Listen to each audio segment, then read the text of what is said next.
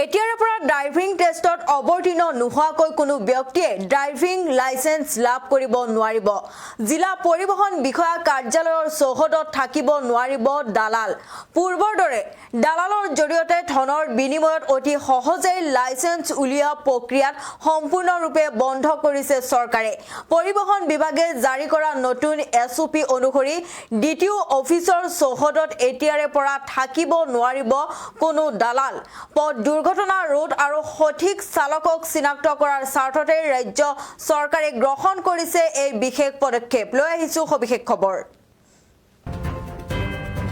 Driving লাইসেন্সৰ নামত আৰু নচলিব মই মতালি চলাব নোৱাৰিব। লাইসেন্সৰ বাবে ড্ৰাইভিং টেষ্ট বাধ্যতামূলক। জাৰি কৰা হৈছে নতুন SOP জাৰি কৰা হৈছে। DTO অফিচত থাকিব নোৱাৰিব দালাল। লাইসেন্সৰ বাবে ড্ৰাইভিং টেষ্ট বাধ্যতামূলক। টেষ্টত অৱতীৰ্ণ নোহোৱাকৈ কোনেও নাপাব লাইসেন্স। DTO অফিচৰ চৌহদত থাকিব নোৱাৰিব কোনো দালাল। এটা জৰুৰী খবৰ। নিয়ম উলংঘা কৰিলে কঠোৰ ব্যৱস্থা লোৱা হ'ব। কঠোৰ আইনী ব্যৱস্থা লোৱা হ'ব। কঠোৰ হুংকাৰ কৰিছে পৰিবহণ মন্ত্ৰী চৰণ বড়োৱে। নিয়ম উলংঘা কৰিলে কঠোৰ আইনী ব্যৱস্থা গ্ৰহণ কৰা হ'ব বুলি সকীয়াই দিয়া হৈছে। এই পদক্ষেপে নিশ্চিতভাৱে সাধাৰণ ৰাইজক দালালৰ শোষণৰ পৰা ৰক্ষা কৰাৰ লগতে পথ সুৰক্ষাও সুনিশ্চিত কৰিব। কাৰণ কেৱল প্ৰকৃততে গাড়ী চলাব জনা ব্যক্তিয়েহে এতিয়া লাইসেন্স লাভ কৰিব।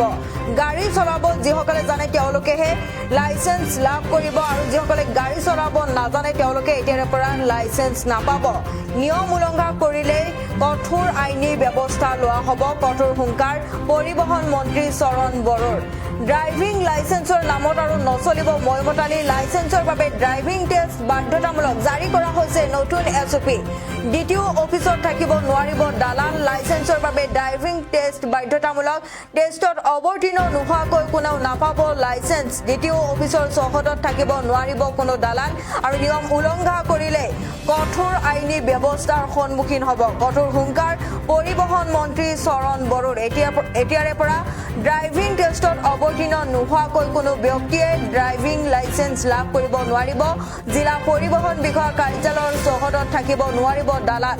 পূৰ্বৰ দৰে দালালৰ জৰিয়তে ধনৰ বিনিময়ত অতি সহজেই লাইসেন্স উলিওৱা প্ৰক্ৰিয়া সম্পূৰ্ণৰূপে বন্ধ কৰিছে এতিয়া চৰকাৰে। পৰিবহণ বিভাগে জাৰি কৰা নতুন SOP অনুসৰি DTO অফিচৰ চৌহদত এতিয়াৰে পৰা থাকিব নোৱাৰিব কোনো দালাল। পথ দুৰ্ঘটনা আৰু সঠিক চালকক চিনাক্ত কৰাৰ স্বাৰ্থতে ৰাজ্য চৰকাৰে গ্ৰহণ কৰিছে এই বিশেষ পদক্ষেপ।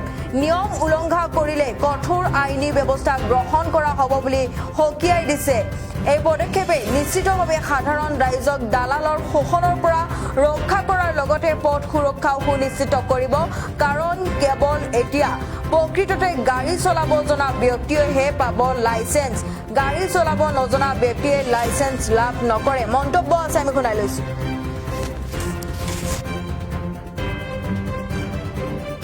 কৰিব হলে টেষ্টটো কম্পালসৰি। কিন্তু মাজে মাজে বহুত অভিযোগ আহে যে কোনোবা ব্যক্তি টেষ্ট নোহোৱাকৈও ড্ৰাইভিং লাইসেন্স পায়। আৰু এনেকুৱাও আমি শুনো কেতিয়াবা কেণ্ডিডেটজন এটেনে নহয়। আৰু কেতিয়াবা আমি এনেকুৱাও অভিযোগ পাওঁ যে অন্য জিলাৰ মানুহবিলাকো বোলে আন এটা বেলেগ জিলালৈ যাই পেলাই মানে ড্ৰাইভিং লাইসেন্সটো লৈ আহে। তো তাৰ কাৰণে এই অভিযোগবিলাক পোৱাৰ পিছত মই নিজেই এইবাৰ আজি চাব আহিছো আৰু ইতিমধ্যে আমি সিদ্ধান্ত লৈছো নতুন SOPও ওলাম। আমাৰ ড্ৰাইভিং কাকবা লাইসেন্স ইস্যু কৰিব হলে ড্ৰাইভিং টেষ্টটো মাষ্ট। ড্ৰাইভিং টেষ্টত আহিব লাগিব। কোনো এজন এপ্লিকেণ্ট উপস্থিত নোহোৱাকৈ কোনো ড্ৰাইভিং লাইসেন্স ইস্যু কৰা নহব। আৰু কোনোবা জিলাৰ মানুহে কোনোবা বেলেগ জিলাত যাই পেলাই কেতিয়াও ড্ৰাইভিং লাইসেন্স নাপাব। তো এইটো আমি ষ্ট্ৰিক্টলি লৈছো আৰু লোৱাৰ কাৰণ এইটোৱে যে যেহেতু ৰাইজৰ পৰা যথেষ্ট অভিযোগ আহিছে আৰু ৰোড এক্সিডেণ্ট ইমানেই বাঢ়িছে। আপোনালোকে নিশ্চয় দেখিছে, নিউজো বনাইছে ৰোড এক্সিডেণ্ট। আমি ৰোড সেফটিৰ দ্বাৰা যিমানে আমি মানে চেষ্টা কৰি আছিলো কিন্তু তথাপিও অকণমান হ'লেও ৰোড এক্সিডেণ্ট বাঢ়িছে। তো এইবিলাক ঘটনাবিলাক সকলোকে দুখ দিয়ে। তাৰ কাৰণে ৰোড এক্সিডেণ্টটো কমাবৰ কাৰণে আমাৰ ট্ৰেইন বা স্কিল ড্ৰাইভাৰ হোৱাটো অত্যন্ত প্ৰয়োজন।